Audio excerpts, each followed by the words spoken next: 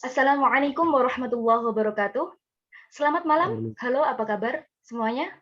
Saya Filda di sini sebagai host siap berbagi ilmu, tentunya bersama dengan narasumber-narasumber kita yang hebat dan tentunya juga menginspirasi kita semua.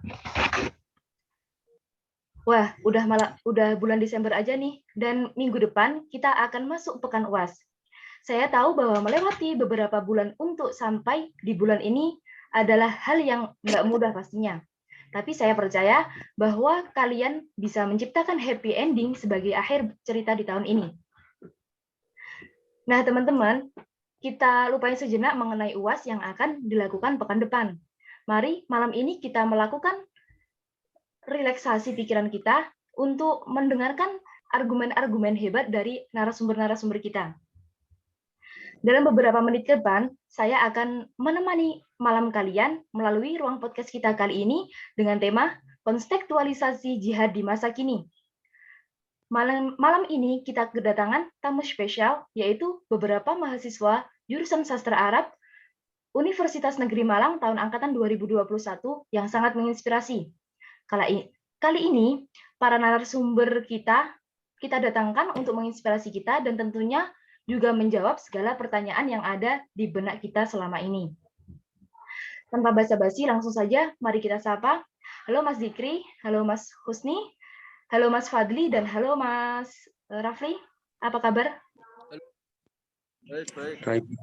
Alhamdulillah. Alhamdulillah sehat. Baik.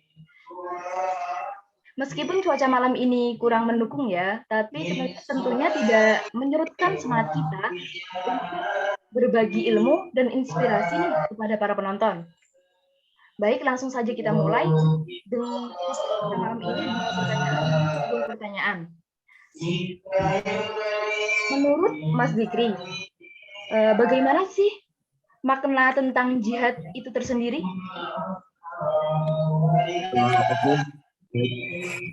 Wacana tentang jihad adalah masalah Islam yang menjadi isu yang sering dibahas di timur maupun barat. Namun konsep jihad banyak disalahpahami dengan menafsirkannya secara hidup. Padahal jihad sendiri itu sebenarnya memiliki makna yang lebih luas daripada kegiatan perang dan pembunuhan. Jihad bisa dalam bentuk semua upaya untuk mendukung agama Allah Subhanahu wa taala. Ada beberapa ayat dan hadis Rasulullah juga yang berkenaan dengan jihad. Hal ini dilakukan untuk membuktikan bahwa jihad dalam Islam tidak sekedar penaklukan kota, merampas harta benda, dan mengislamkan penduduk kota yang dilandasi hawa nafsu.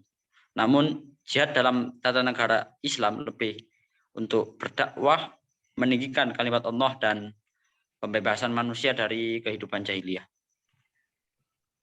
Masya Allah, jadi kita tidak bisa memandang jihad itu dari satu sudut pandang gitu ya, Mas?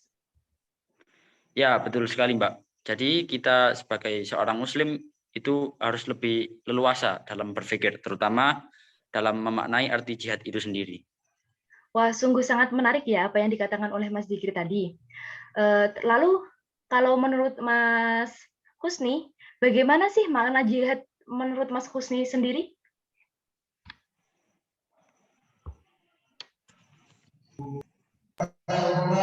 Ya, hampir sama dengan yang dikatakan Mas Diki tadi, bahwasanya jihad itu tidak melulu tentang peperangan atau pembunuhan, akan tetapi juga tentang upaya mendukung agama Allah Subhanahu wa taala. Saya pernah mendengar bahwasanya akhir-akhir ini isu tentang Islam yang sensitif dan sering diperdebatkan adalah jihad.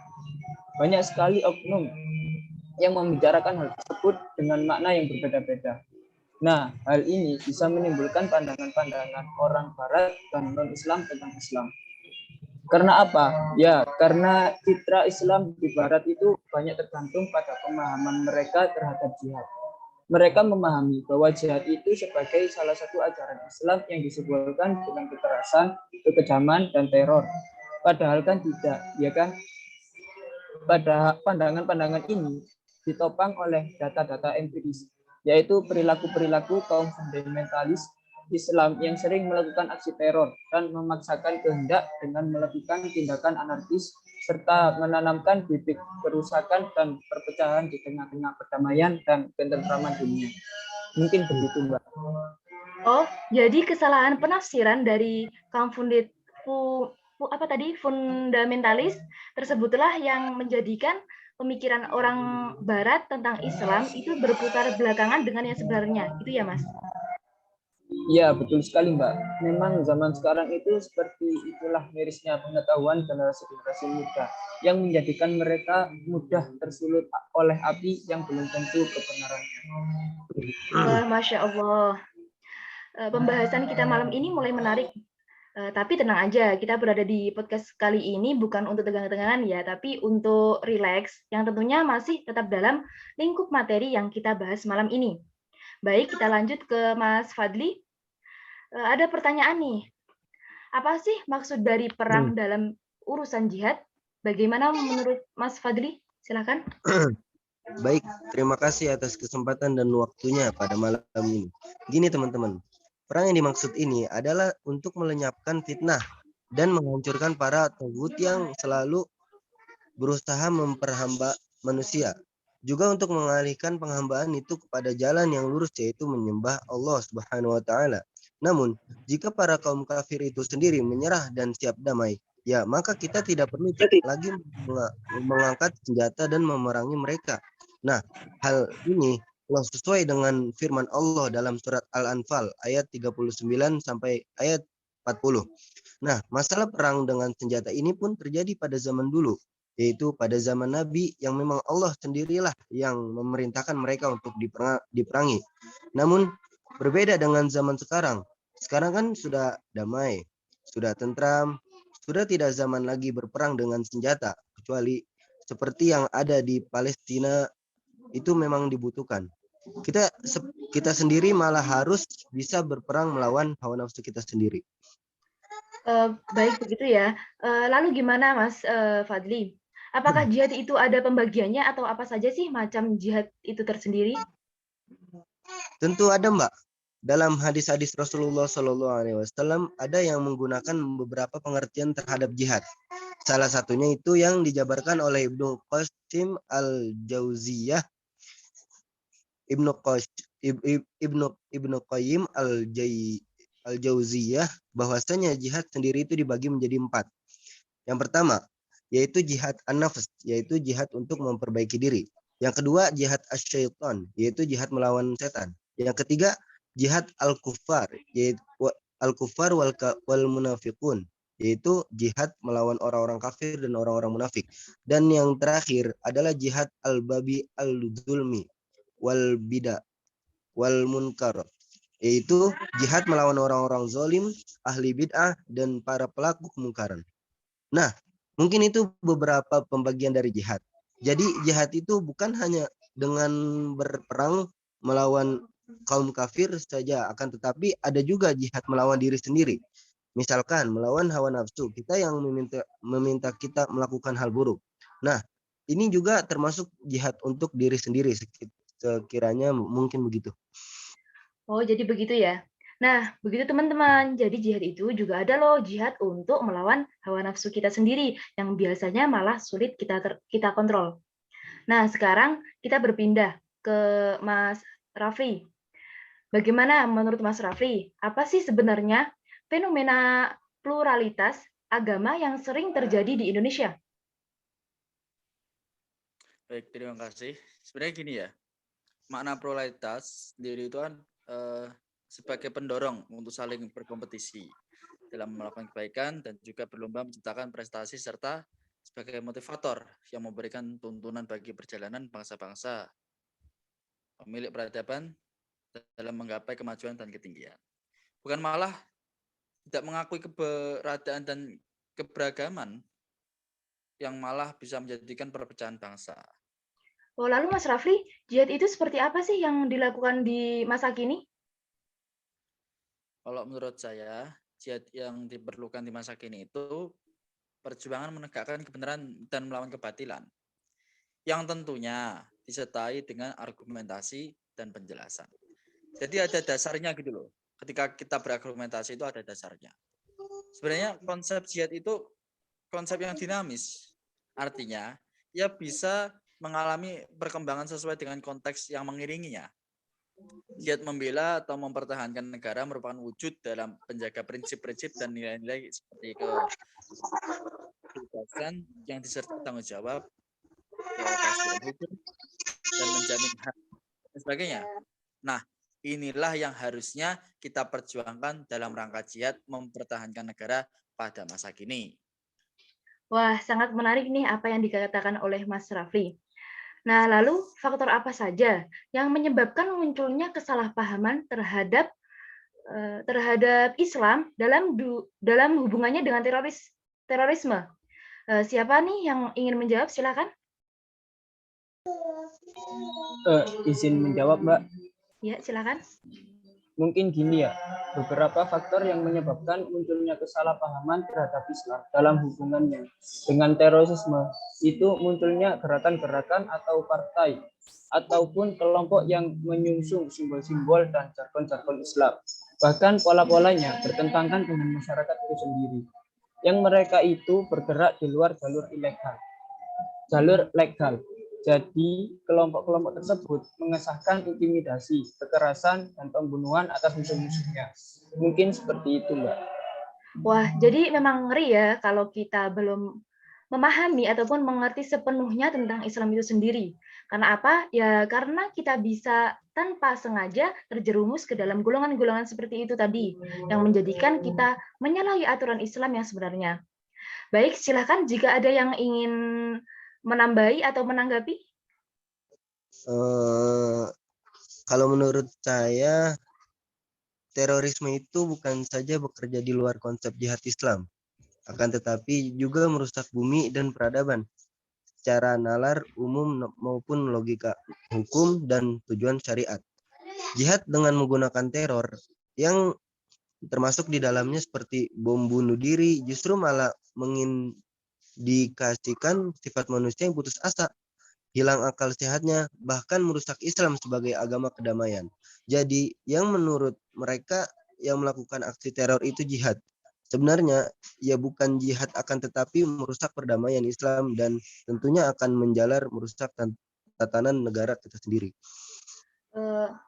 Baik, terima kasih kepada Mas Fadri telah memberikan tanggapannya. Lalu, apa aja sih karakteristik sesuatu bisa dikatakan radikalisme yang tentunya dari radikalisme itu sendiri akan memunculkan aksi terorisme? Silahkan kepada yang ingin menjawab. Begini ya, menurut saya gerakan radikalisme dan terorisme itu seringkali tumbuh dan berkembang dalam 3 lingkungan. Yang pertama, lingkungan di mana kesempatan untuk menikmati demokrasi sendiri itu terbatas. Gerakan radikalisme Islam biasanya meletakkan konsepsi-konsepsi teologis sebagai dasar tindakan yang mereka lakukan. Konsepsi-konsepsi yang dimaksud tersebut adalah jihad. Namun, mereka masih saja mengartikan jihad itu sendiri secara sempit. Mereka ingin menegakkan syarat Islam dan mendirikan negara Islam. Namun, hal ini tentunya salah dengan konsep negara kita. Yang konsep negara kita ini adalah negara demokrasi. Hal-hal inilah yang seringkali digunakan mereka sebagai dalih ketika mereka melakukan aksinya. Ya, yang kedua, yaitu lingkungan di mana keadilan sosial tidak terwujud dan terjadi kesenjangan yang sangat antara pemilik modal yang kaya dengan kaum lemah dan miskin yang sangat lebar. Dan yang ketiga dan terakhir, yakni terjadi di lingkungan tanpa supresi hukum dan banyak pelanggaran atas hak-hak dasar individu dalam kasus-kasus yang berkaitan dengan tuduhan atau vonis yang disertai dengan tindakan preventif dan penyiksaan. Hal inilah yang melahirkan keinginan untuk memberontak dari hukum dan masyarakat secara keseluruhan. Mungkin itu yang bisa saya sampaikan. Wah, jadi sangat penting juga ya ternyata itu penting perlakuan lingkungan sekitar terhadap seseorang. Ya karena hal tersebut mungkin bisa menjadikan orang tersebut salah pendapat dan lain-lainnya. Oh iya, dari tadi kan kita udah bahas nih tentang radikalisme dan terorisme. Lalu apa sebenarnya arti dari radikalisme itu sendiri? Silahkan kepada Mas Fadli untuk menanggapinya. Eh, saya izin menanggapi. Sebenarnya secara sederhana radikalisme itu adalah pemikiran atau sikap yang ditandai dengan 4 hal. Apa saja itu? Yang pertama, yaitu sikap tidak toleran dan tidak mau menghargai pendapat atau keyakinan orang lain. Yang kedua, yakin sikap fanatik terhadap sesuatu. Sesuatu. Yang ketiga, yakni sikap revolusioner yang cenderung menggunakan kekerasan dalam mencapai tujuan. Dan yang terakhir adalah sikap eksklusif atau sifat tertutup dan berusaha berbeda dengan kebiasaan orang pada umumnya. Ya, jadi itulah beberapa hal yang bisa memunculkan sikap radikalisme itu sendiri, yang bahkan kadang orang jarang menyadari itu. Nah, begitu ya teman-teman. Ngeri juga ya. Jadi, pengetahuan tentang Islam yang lebih mendalam itu sangat diperlukan agar kita tidak terjerumus ke jalan-jalan yang salah. Nah, ini ada pertanyaan lagi nih. Saya pernah membaca bahwasannya dalam negara kita Indonesia ini ada kata yaitu nasionalisme religius. Apakah maksud dari statement tersebut? Apakah kita harus mengikrarkan bahwa negara kita ini harus negara yang bersifat keislaman? Silahkan kepada Mas Zikri untuk memberikan tanggapan. Oke, baik, terima kasih. Statement nasionalisme religius itu bukan berarti negara kita harus menjadi negara Islam, itu salah. Mengapa demikian? Ya, karena kita hidup di negara yang demokratis. Selain itu, maksud sebenarnya dari statement nasionalis religius itu sendiri adalah paham kebangsaan yang dilandasi oleh nilai dan semangat keagamaan, bukan menjadikan negara ini menjadi negara Islam. Artinya apa? Artinya ya agama itu menjadi suatu spirit dan nilai untuk menegakkan suatu negara yang adil dan makmur. Bisa dikatakan bahwa hubungan agama dengan negara itu bisa bersifat simbolis mutualisme yang artinya saling menguntungkan. Namun jangan sampai juga terjadi prioritas agama untuk kepentingan pragmatis bagi para elit negara, dan jangan sampai pula jihad bela negara di sini ditunggangi oleh elit tertentu untuk kepentingan melanggengkan kekuasaan semata. Nah, untuk itu menurut saya di Indonesia diperlukan kritik yang oposisi royal terhadap pemerintah agar pemerintah atau negara tidak melakukan politisasi agama demi mengamankan kekuasaan. Mungkin itu saja dari saya. Nah, jadi itu ya teman-teman. Ingat, jangan sampai terjadi politisasi agama untuk kepentingan sendiri, seperti yang telah dijelaskan oleh Mas Zikri tadi ya. Dan tentunya saya tekankan sekali lagi bahwa di masa kini jihad itu sendiri tidak melulu tentang peperangan, akan tetapi bisa berupa banyak hal untuk membela agama Allah Subhanahu wa taala. Baiklah, mungkin itu saja yang bisa kita diskusikan pada forum podcast kali ini ya teman-teman. Alhamdulillah bisa berjalan dengan lancar dan banyak sekali ilmu dan pelajaran yang bisa kita ambil dari para narasumber kita malam ini. Terima kasih saya sampaikan kepada para narasumber kita yang sudah mau meluangkan waktunya dan pemikirannya di podcast kita malam ini. Dan saya juga berterima kasih kepada para pendengar yang juga sudah meluangkan waktunya untuk bergabung di forum kita kali ini. Terima kasih dan sampai jumpa di podcast-podcast kita selanjutnya yang tentunya bakalan lebih menarik dan lebih berbobot lagi. Terima kasih. Wassalamualaikum warahmatullahi wabarakatuh. Waalaikumsalam warahmatullahi wabarakatuh.